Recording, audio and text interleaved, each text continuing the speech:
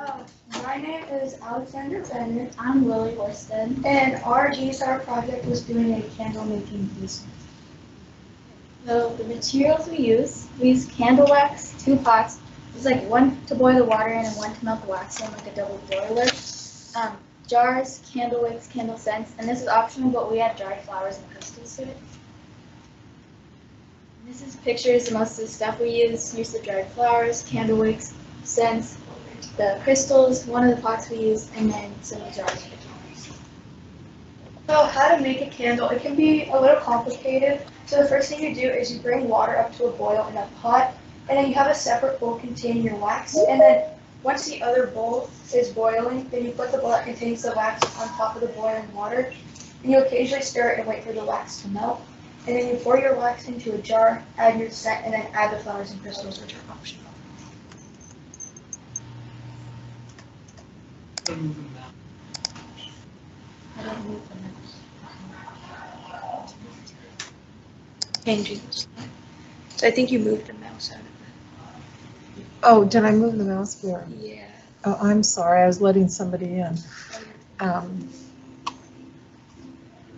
What can I? If I turn off my mouse.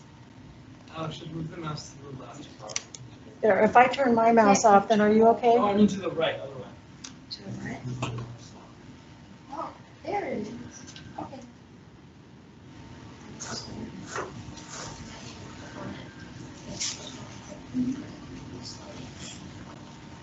Okay, so our motivation and why it was important to us. So even before Genius Hour, I enjoyed watching people make candles, and we loved candles in general. And we even made some candles beforehand, but we weren't very good at it. And then learning the ways of a business, like learning how to communicate with other people, learning how to communicate between us, is kind of an important skill to have, especially in the future. And then donating the money to charity. From the money we made from selling the candles, we donated it to Odyssey. Okay, so our motivation changed a lot throughout the project. Between school, we had like a lot of other projects and assignments. In other classes, outside activities, I had basketball and tennis, and really had track and soccer, so that took out a lot of time for when we could have been making candles. Some days we weren't motivated to make the candles, like because we had so many other assignments, it was just kind of hard to get up and do it. But we persevered and got motivated by just saying, like, this was an assigned thing, so we had to get up and do it eventually. So we set a certain day to just kind of make all the candles, and we got it done. Okay, so would we pursue this project again? We would pursue it. We had a fun time doing it, and it'd be a fun thing to do, like, when we're hanging out or over the summer. But if we were to do it, we'd be more organized, just kind of communicating with each other and be more organized about all materials and everything. Be better at time management, instead of sort of pushing it towards the end, like plan out days and certain times we can do it where we don't have sports or after school activities. Selling more candles, we had limited supplies, so we couldn't just keep on making more and more. We had to stop at some point and find more ways to be motivated. So some key learning moments was the candle making process. Like we learned different ways to pour wax into our candles that would fit best for us. How to run a business and how hard running a business is. There's a lot of like communication between us and the person that we're selling it to, and communication between Lily and I on like days that we can hang out and make the candles. Goals and objectives. So we met our goal of making and selling the candles, but we do wish we sold more, because like I said earlier, we had limited supplies. But we are happy we had some candle sales and we're able to donate the money to it, basically.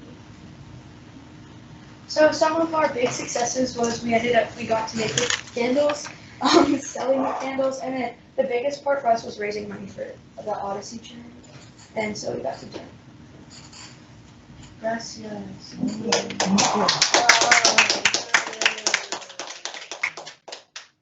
Okay, some questions, some comments for these folks?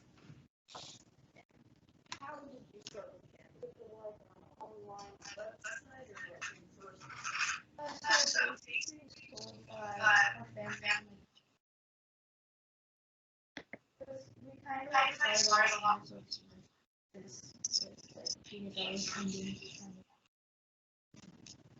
How did you get Okay, You have to like stick the bottom of it in the wax previously and then stick it down so it stays for the waxing. Good. Hey, I have a question. On your supplies, you said that you needed more supplies to make more, so it's kind of a manufacturing question. Have you thought broad range, what kind of supplies you would be needed and what space would be needed to actually produce more candles? We had all the correct supplies, it's just we had like a limited amount of it. But we didn't have enough. Could you access quickly more supplies, or was it limited in the time frame to get more It materials? was kind of limited in the time frame because we ordered all of our stuff from Amazon, and so it took like a week to all. Oh, it took a week, so It you would couldn't have access it. Not been in the time frame. Did you have space for your manufacturing and for making the candles, or did you need more space? No, We had a good You did okay? Yeah. Well, well done, and what a great cause. So thank you very much. Okay. Thank you very much, and I don't see Everett. Oh. Wait a minute.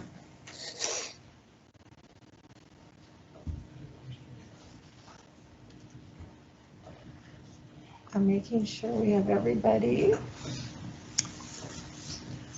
Okay, and up next, Hrair Finn and Will. Hello, everybody. Let's go, guys. All right. Would you, Yeah. Is that a live photo? Yes. Yes. Okay, we're good. Yes. Yeah. Okay, let's go. okay, thank you for being patient. Thank you. Very Thank you. good, very good. Okay, God, so we don't go far. Oh, yeah, I'm sure.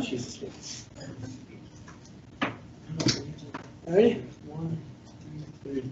The Skate Park by Will Roberts. Phineas Horsted and Hrair Finn. So, this is our basic materials list. We needed plywood for the side of the ramp and the top bit, masonite for the very top, screws to hold everything together, and power tools, of course. An old road sign for a transition, and we needed some metal transitions, coping, angle iron, and PVC pipe. The PVC pipe was for the rail, and the angle iron and the coping was for the half pipe and box. So here's some basic things we used. This is a 2x4 and plywood. These things are the base for building everything we used. Masonite was the top sheet of the mini ramp, and here are just some basic power tools we used. Motivation and why it was important to us. The three of us have a deep passion for skateboarding, and we all love building. And we thought that it would be fun to get better at it at both of these through this project. Instead of going to the skate park daily or several times a week, you could just have it at home and go whenever you want. And it's easy access, and it's fun to do. Possible causes of why our motivation was slowed down in this project. We had a lot of sports after school, we had track practice. During the winter, we had skiing every weekend, and so that made it really hard for us to see each other every weekend. Oftentimes, we couldn't get rides to Lowe's to get building materials. And we also were busy with school, especially here towards the end of the year, with finals and everything coming up. It did make it difficult.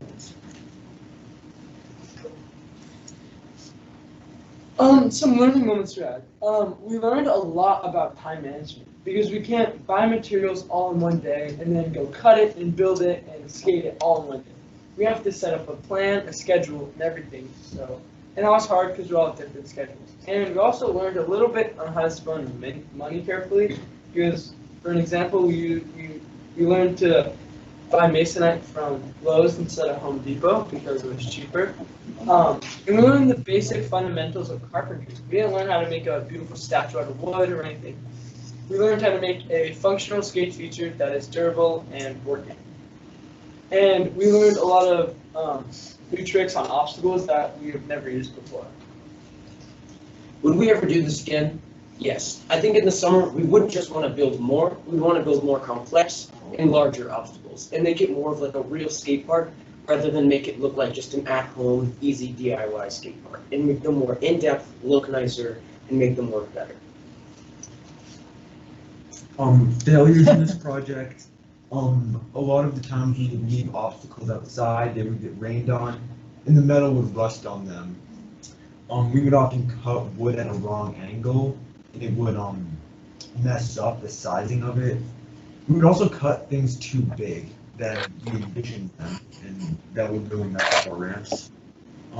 There were lots of instances where we had to replace masonite on ramps because of the bubbling.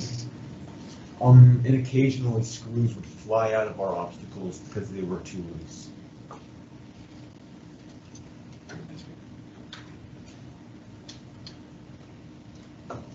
And yes, we were successful in our project. We finished the mini ramp, which is something we didn't think we would be able to do by the end of the year, and many other obstacles along with it. We are very satisfied with our success, and we're very proud of how much we've gotten done in this small time frame. I'd like to add something to that. This also built our creativity, because before this project, I wouldn't have known how to do any of this stuff, but.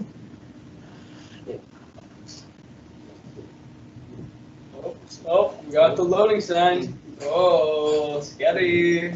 Oh, it's dangerous. Spooky. Our system is just overloaded right now with all the presentations. Oh no, so this, you have another one coming up, right? Yeah, Our presentation is too cool. it's just too rad. It's too small. Come on. Well, while we're waiting for that, I'm going to interject some questions. Who ended up, oh, there it is. Oh, thank you for listening. Thank you for listening. Oh, good. So now we have some questions or comments, and my question to you is, who ended up with the ramp at their house? Oh, and how was that decided? My backyard was just the easiest, because I used to have a trampoline in my backyard, and my backyard, it slopes downhill, so we already had the leveling done. Oh, So okay. that's something we didn't need to worry about. And another one, do you allow other kids in the neighborhood or friends to come and use it, or is it just your domain? I don't really have any kids near me, so, but they come over and then we have fun on it, so. But if in the summer, like if COVID's over and that's all like dealt with, and there are some kids in the neighborhood, then have some kids over and let us get them. They don't have to sign a liability waiver to use it? Full send. They're good. They're good. Well, thank you guys. Does anybody, Hey, did you have a does question? anybody else have questions? Nope. Oh, good job, you guys. Thanks for being patient. Okay, up next is Thatcher.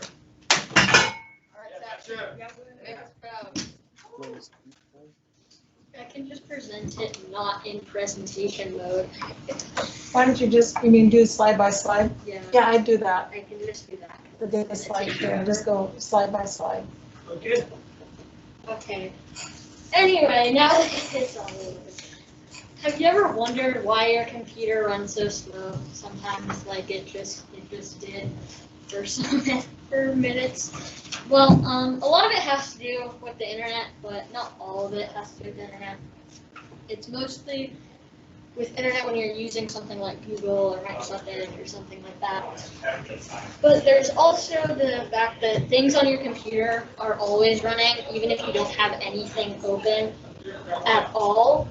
And then there's a thing on your computer called Task Manager, and basically it just shows you whatever's running on your computer, although I might not be able to open this right now.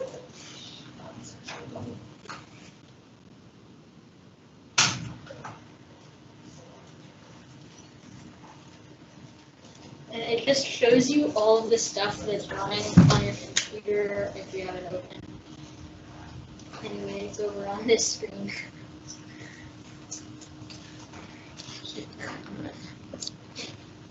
Here we go.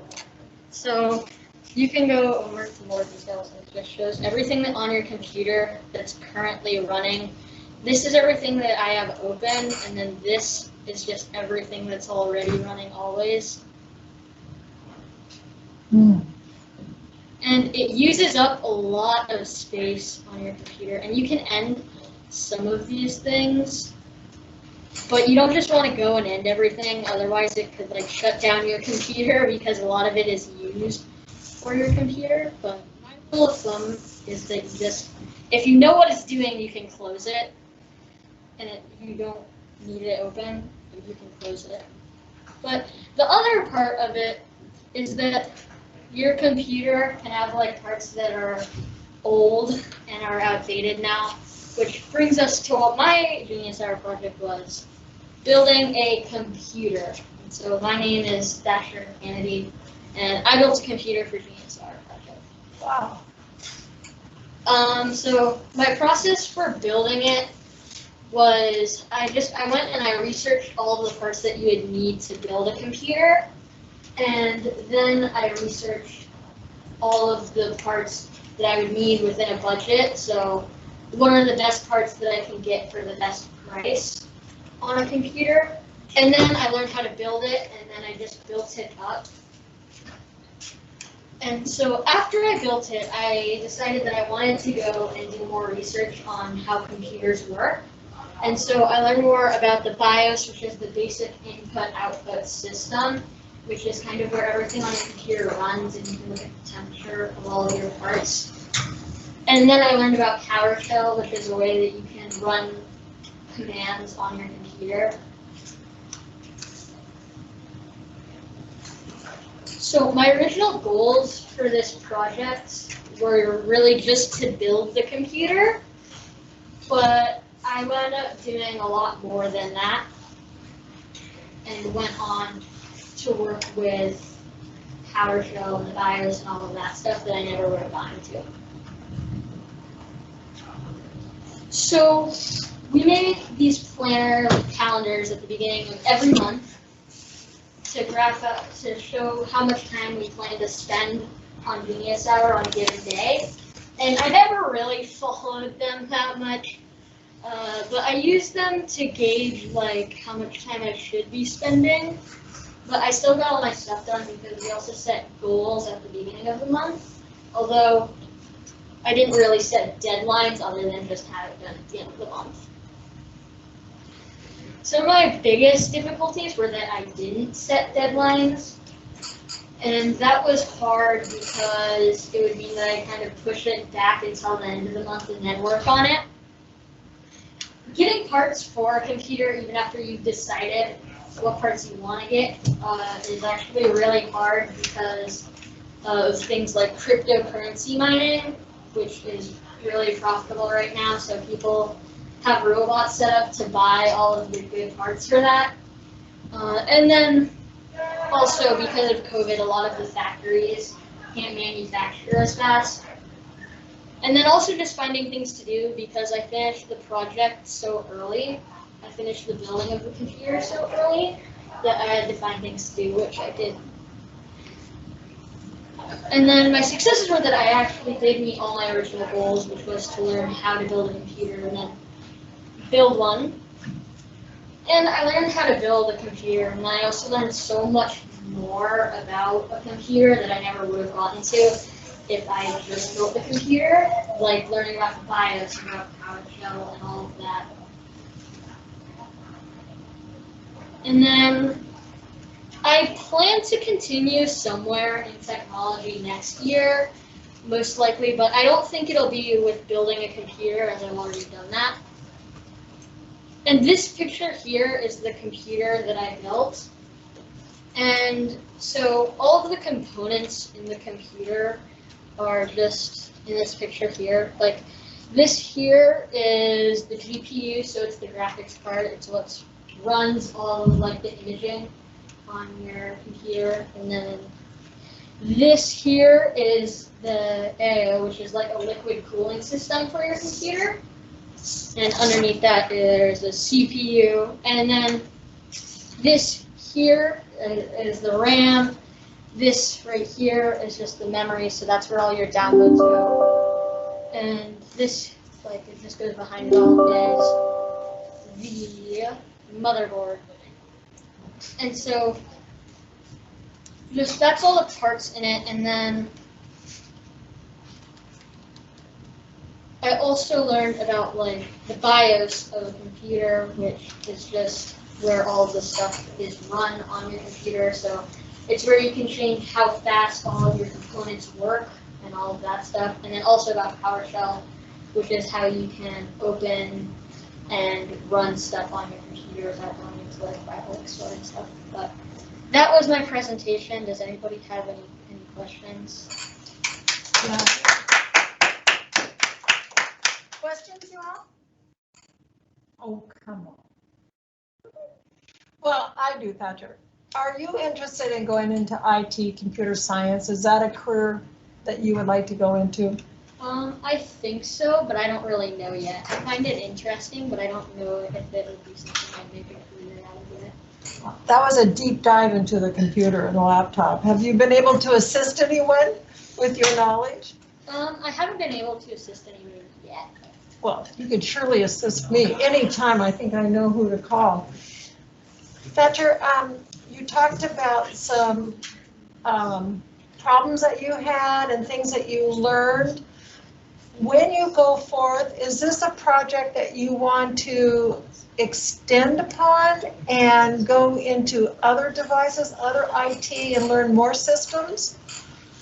Or are you going to put a closure on this chapter?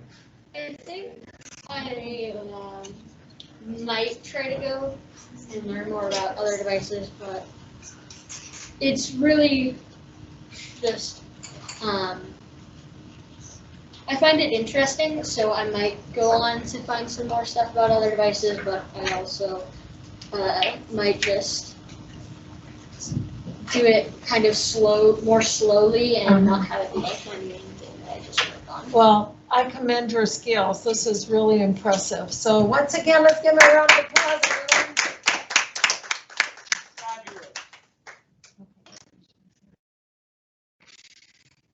So up next will be Oliver.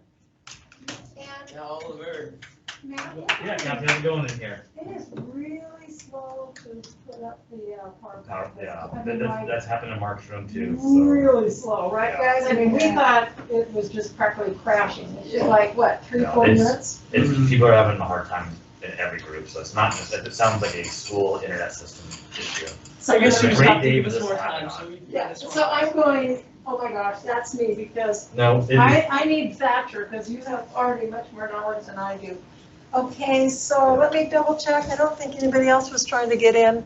we should be, yeah, it's, every single one of the rooms is going really slow, Oh, so I it's can't. not you. Whoa, This why one did went you go so so fast. You guys were so good and cooperative. Yeah, most of them should be, this is a pretty chill group. Yeah. We don't want to all be very low. So you are able to see the PowerPoint, everything's okay set up? Yeah. Okay. Okay, welcome. Oliver, you're up next. Okay. Hello. My name is Oliver Lynn, and this is my Genius Era project. Oh, yes. I did not paint this. That was just for presentation purposes. So the reason I did this project was to expand my artistic abilities, because I've never really painted before, unless you count watercolors, which I think is kind of weird. So I decided to try this, and it turned out to be a great experience, and I also thought it would be a good expression method. So my inspiration for this project was me seeing a video of Bob Ross painting a scene that looked really good, and he made it look really easy. He keeps saying, it's that easy, it's that easy. So I'm like, okay, I'll try that. I did, it wasn't that easy, but it was fun. So my original goals for this were to do one painting a week and improve my skills. However, while I was able to improve my skills, doing one painting a week proved to be a difficulty because I mostly did it on the weekend because I needed a large block of time to do it. And occasionally there were events on the weekends that prevented me from being able to do a painting. So my motivation for this project was obviously to learn to paint. And this motivation wavered when I got frustrated when either my skill or experience or materials were lacking. So that happened, for example, Bob Ross would do something on the canvas and I tried to replicate it and it would look awful, at least in comparison with him. And then many a time I would scream up in the attic in frustration. This actually happened. So, I mean, it did waver, however, at the end it was usually worth it. Okay, the challenges I had were finding that good 4 to 5 hour block of time to do a painting. And please note that the videos were only 30 minutes. So it took a lot of preparation, and I had to pause the video a lot to be able to catch up, because he did it really quickly, and he has like 5 brushes on hand to immediately pick up and do stuff. So I only had 1. And I also had to find a lot of motivation to start, because it takes a lot of preparation to start a painting. You have to clean off the palette, you have to get a new canvas, you have to make sure the previous one's dry, you have to pick a video and get all your special clothes on so you don't get any of your nice ones dirty. A lot of preparation. Sometimes I did it just didn't want to start. And then I also had to cope with formerly mentioned frustration. And then the big problem was I had incorrect materials. So initially I was using materials I had gotten for Christmas the previous year, and I found that the brushes were too small. So ignorant, I went to the art store, bought a single brush, and came back, found out that that was not sufficient, but I didn't want to waste money on a single brush, so I did my first painting with incorrect colors, incorrect brush. You can see it doesn't look the best. It's not as vibrant as the next painting. The trees look a little strange. You'll see that at the end. But I mean, it was a good learning experience. So things that I learned is that if you need to do something, don't procrastinate, just do it, because you're going to regret it later. I did, because many a time I would procrastinate, not do a painting, and then one less painting for me to do. Kind of sad. And then if I were to do this again, I'd probably do better planning. So instead of making a schedule and seeing if I had a 4 to 5 hour block on the weekends, I'd probably just build my schedule around a 4 to 5 hour block on the weekends. And then in the future, because of the things I learned, I feel like I should just continue and make this a lasting hobby. And the successes I had were, obviously, I finished 5 paintings, and then I improved my skills in not only painting, but planning and grit and pushing through that frustration. So the experiences I had were that I learned how to paint, obviously, but then I also learned how to plan better, at least. And I also had a lot of fun, and my drawing improved unexpectedly, so I was just doodling and I was able to do that, so that was fun. And based on this experience, I wish to continue in the future. So Bob Ross's painting style, I guess you should just know this and it's kind of fun to know, isn't, I guess, traditional oil painting. He uses a really thin paint as a base coat, so like liquid white, liquid clear, or liquid black, so just those colors, except really thin. It's a thin layer on the canvas before painting, and it allows really good blending. So like water and reflections are really easy. There's like 2 strokes, really cool. So these are my paintings. This is my first painting. Here, you can see that the trees look a little strange because I was just kind of like pushing the brush into the canvas because I didn't have any better options. This black mass up here was supposed to be bushes, but I didn't highlight it, and I kind of gave up at that point. So that's what the first one looks like. The sky's a little weird. You can see there's like a tint of gray to everything. My second one, I have this one right here. That one looked a lot better. Oh my god. So, That's really cool. I felt like the water turned out pretty great, a lot better than the last one. The mountains looked better. I had a metal palette knife this time, so I was able to get the mountains to look a lot better. The trees also looked a lot better because the palette knife, again, helped me with the trunks look better, I guess. And then this front part was kind of a mess, but I guess it turned out. So I have that one right here. That one's really cool. Oh, go off all over. Thank you. So Oh, that's beautiful. this is my third one. I was kind of happy. Dude, what? I was kind of happy with the reflections. You can see my little messy signature right there. The reflections looked okay, except this, there's a lot of color, like lines that go across here. So I would take my brush and he'd be like, okay, just blend it really lightly now. I'm like, okay. And then I blot color. I'm like, okay, I have paint on my brush. He has paint on his brush, but sometimes he doesn't get extra paint on his canvas. It's kind of, I guess, experience to put under your belt. And then I have some rocks here, tree here. Kind of happy with that, the way that turned out, just the messy reflection. I was really proud of. I really like the dusty background with these like trees back here. And then I really like the layers. There's like 10 different layers in this one. Yeah, that one, I like that one because of that.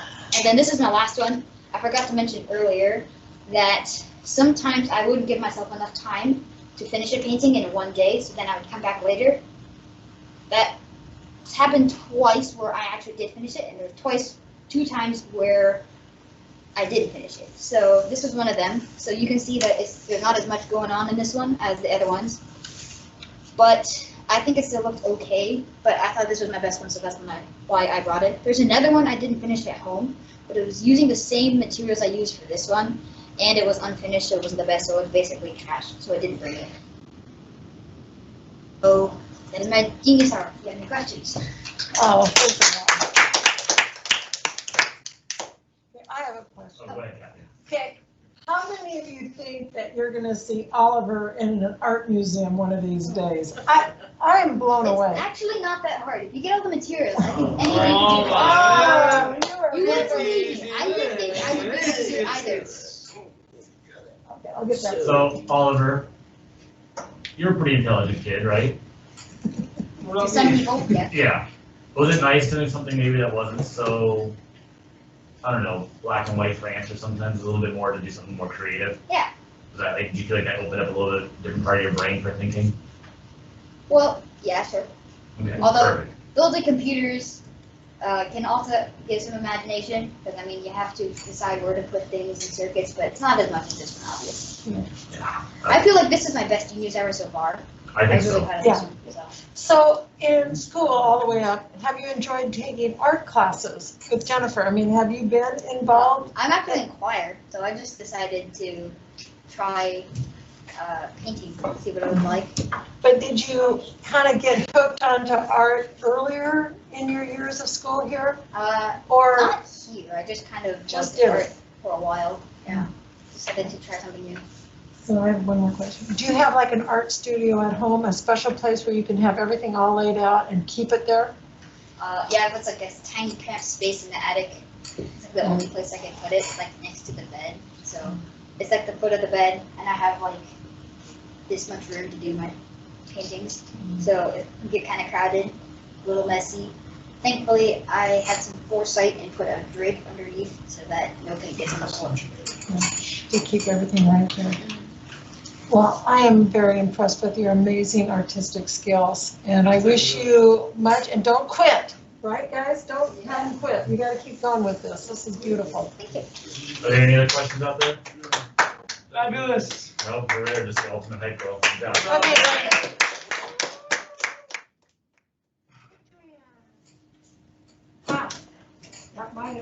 There you go, sir. Good There luck. we go. All right. Thank you. Thank you, guys. Have a good rest of your presentation. Yeah. Thank you. And now we welcome Adrian. Thank you for being patient. My project is about it's about Einstein's special theory of relativity, or at least what I understand so far. So what got me interested? So I like stars in outer space, and it turns out that things up there are very strange.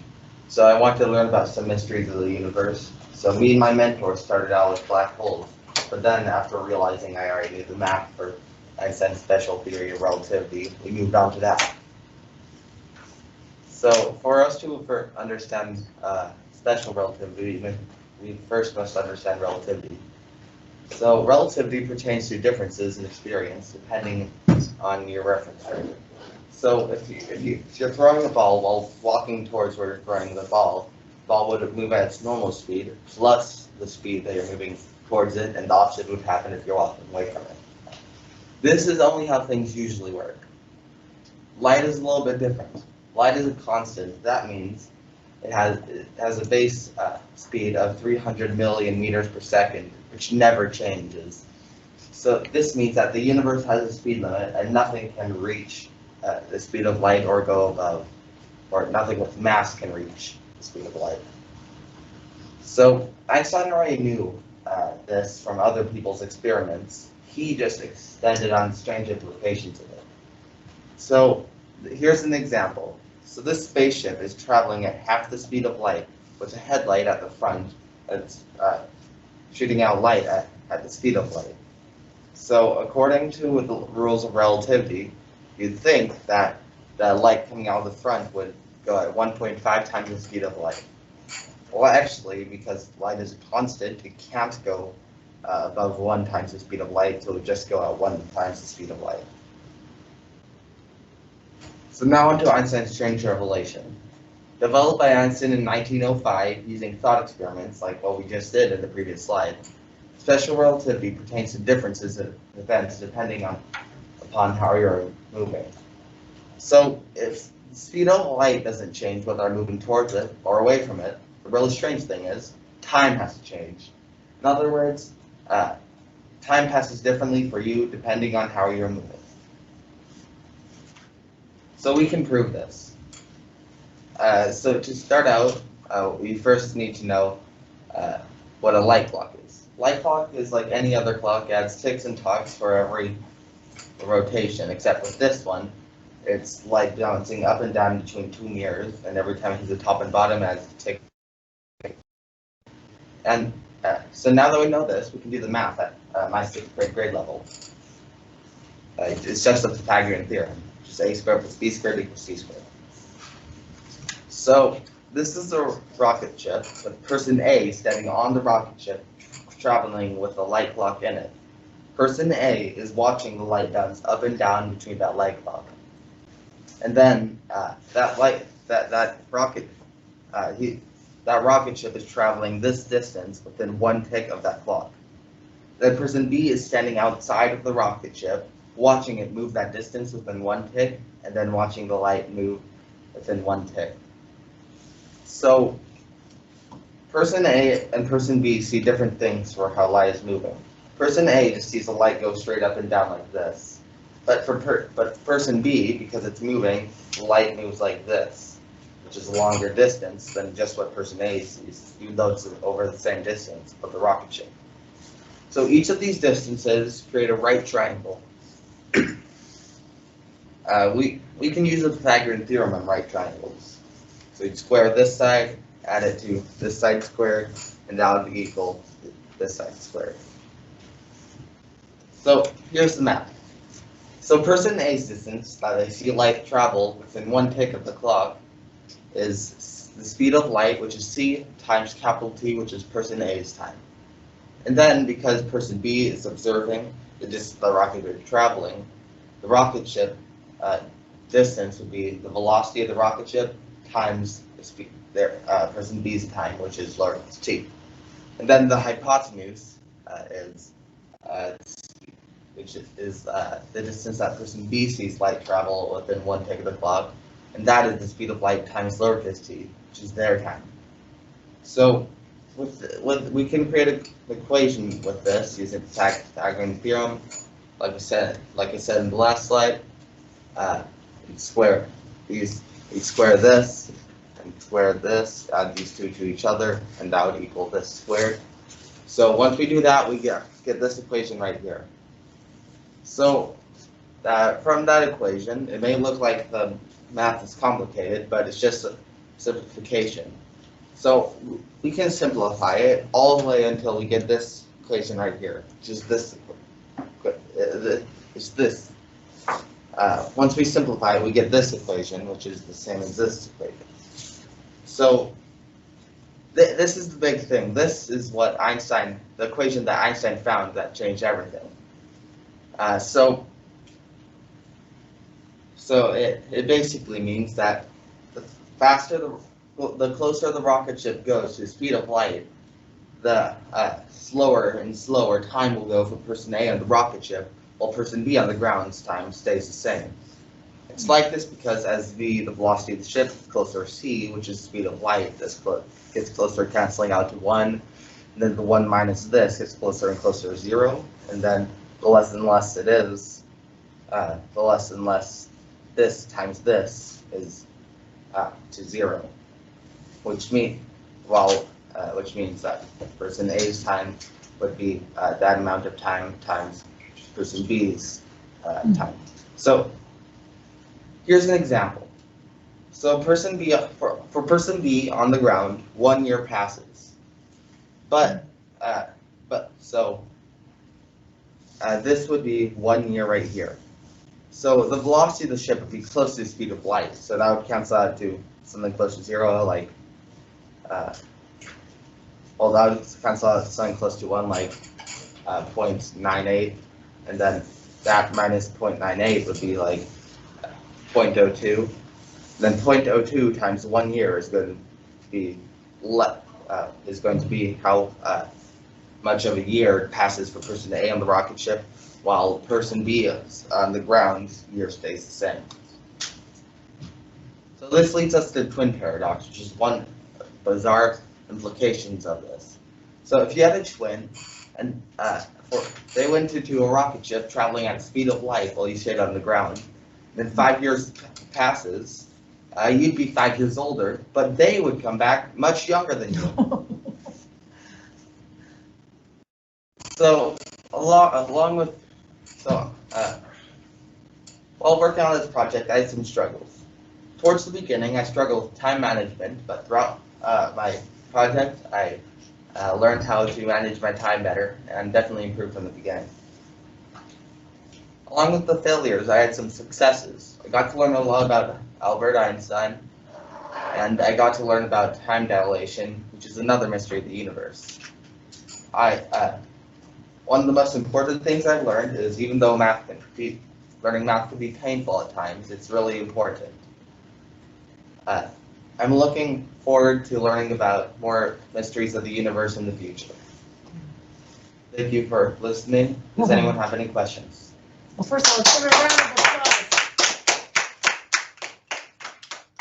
Did you all understand it?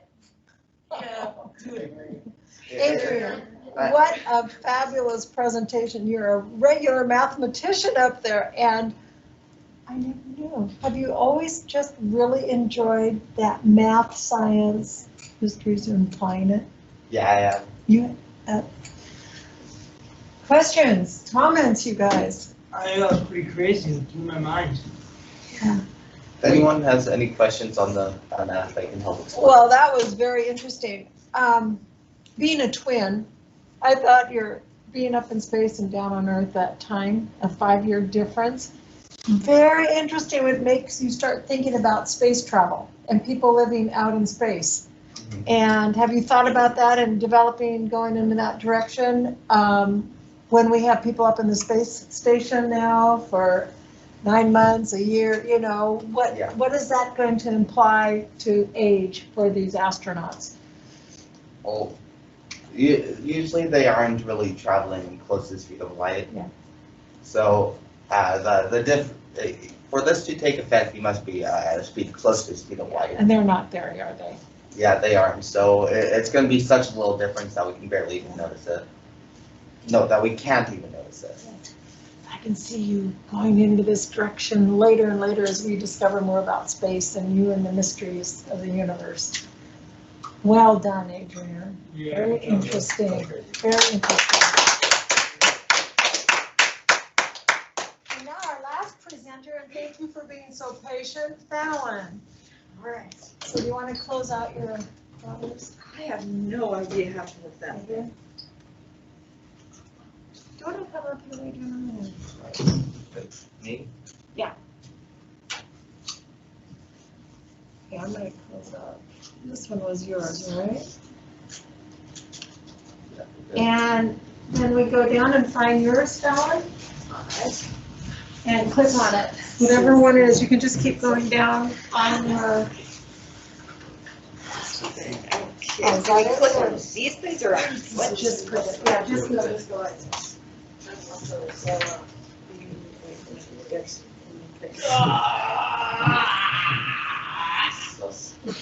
Sorry, that's a weird keyboard.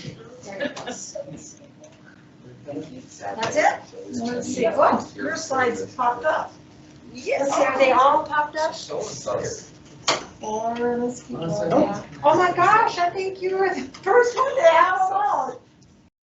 Last one, all the slides, go fast, good job. Okay. Fallon, when you are ready. I want to make sure I have everybody in. Okay, Works perfectly. great. All right. My name is Fallon Rooney, and my Genius Hour project is on drawing people anatomically correct. I won't be focusing on shading that much, mainly the basic structures of the human body. How do I? Okay. This is a drawing of a ballerina that I did about 4 to 3 years ago. And I'll be basing my final results off of this monstrosity. The drawing equipment that I used were graphite pencils. They're specifically made for drawing. Some can be softer and therefore darker than others. Some can be harder and lighter. I also used a very precision-like eraser for drawing details, or getting rid of details. For the face of the head, now keep in mind all of these are the ways that I chose to do these, and they're the ways that work best for me. So for the human head, I would draw a cross in the middle of the face, and I'd have for the face an oval shape, just for the head. And then on the line going left to right, I'd make 5 equal spaces, and those would be approximately the width of the eye. And the eye would be resting on that middle line. And then I'd make 5 other notches down here going to the base of the chin. And 2/5 of the way down would be the bottom of the nose and the bottom of the ear. 3/5 would be the middle of the mouth, and all the way down would be where the chin is. The eyebrows would be approximately where the top of the ear is too. And then from a side profile, I draw an oval. For the cranium, this would be the widest part going from the forehead to the back of the head. And then I draw a basic face shape down in the front, going off, kind of making a U into the jaw. And then for the spinal cord and the neck, you make a curved line, and you can see that the neck is going forward because of how the spine is.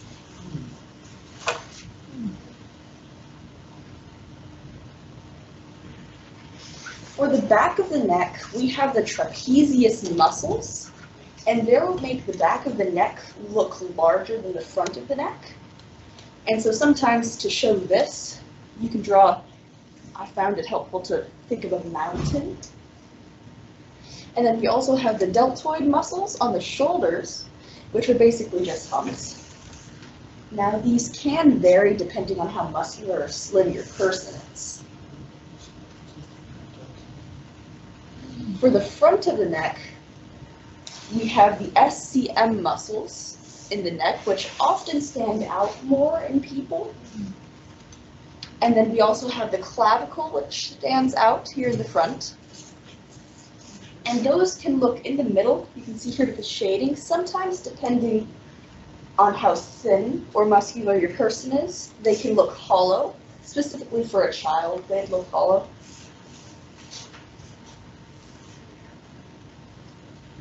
For the arms, there are typically 3 ovals. The deltoid muscles here on the shoulder, we'd have an elongated oval for the upper arm, and then a thinner oval for the lower arm leading into the wrists. You can see the muscle structures here.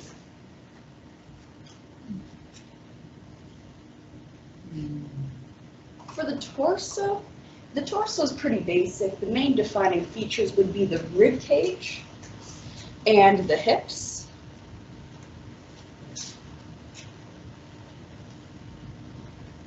For the legs, you can see here that the thighs and the hips create a steady curve going down into the patella or kneecap.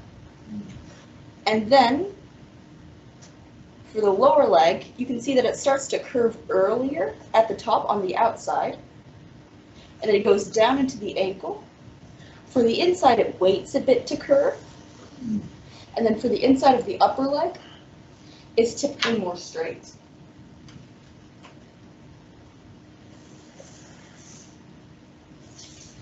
This is the basic human body shape, and this is using almost all of the tricks that I chose to display here. But oftentimes you won't really see a person standing so stiff like this. You can oftentimes see a person with more weight on one foot than the other, or one body part further back than the other, which that can make one leg look longer than the other. You can also see sometimes how the shoulders can be tilted. And when someone is raising their arms above their head or raising their shoulders, the trapezius muscles here often aren't shown anymore.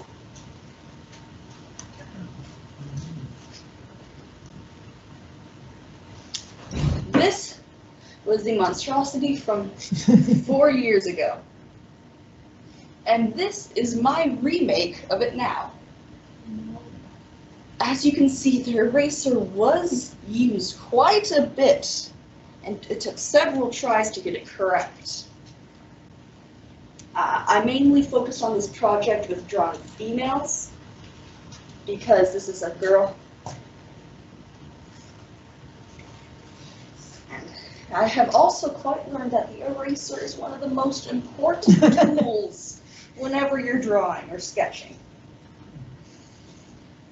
And I think that's the end. Thank you.